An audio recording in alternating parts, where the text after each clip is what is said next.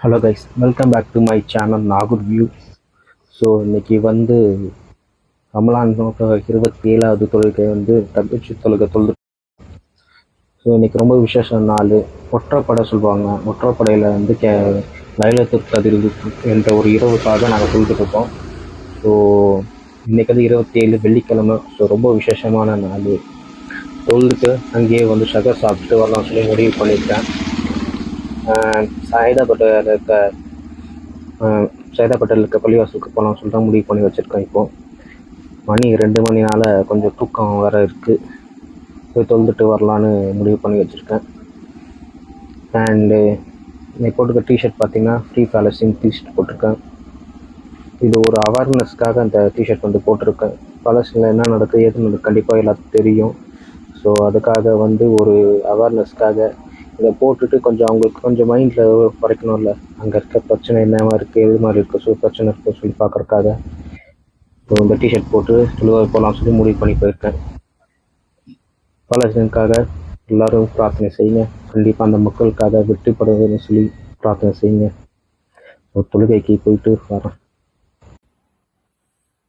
வருஷம் எங்களுக்கு இதே வேலையாக போயிடுச்சு. ஒவ்வொரு நோம்போ உட்காந்து தொழுதுட்டு அமல் செய்யுங்கடா. நான் உட்காந்து பைக் எடுத்து ஊரை சுற்றிக்கிட்டு ரேஸ் ஓட்டிக்கிட்டு இதெல்லாம் தேவையா? இங்கே மட்டும் இல்லை, எல்லா இடத்தையும் இவங்களுக்கு இதே வேலையாக தான் போயிடுச்சு. பாருங்கள், மாட்டிக்கிட்டு நின்று முழிக்கிறாங்க.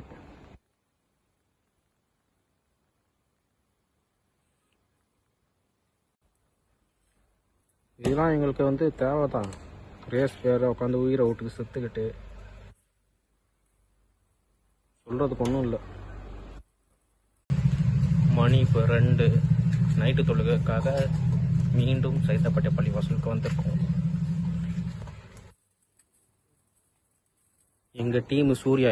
இவர் சிரிப்பில் மயங்காத பொண்ணே கிடையாது. அந்தளவுக்கு சிரிப்பு பவர்ஃபுல்லாக இருக்கும். மீண்டும் இந்த பள்ளிவாசலுக்கு மெயின் சைடில் ஒர்க் நடக்கிறதுனால பேக் சைடில் வந்துட்டுருக்கோம். ஆமாம், ஹாய் சொல்லு. என்னது? ஆமா, உன் மூஞ்சி தான் அழகா இருக்கு.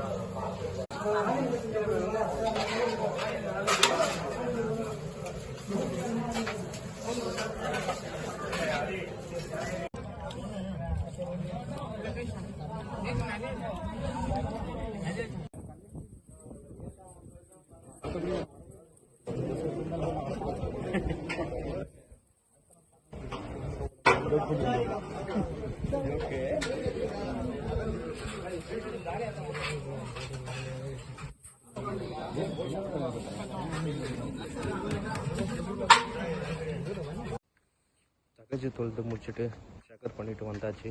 இப்போ எங்கள் ஏரியா பள்ளிவாசலில் பஜ்ஜு தொழுக்காக போயிட்டுருக்கேன். இன்னும் 3 நாள் தான் ரம்ஜான் முடிய போகுது. கொஞ்சம் கஷ்டமாக இருக்க தான் செய்யுது.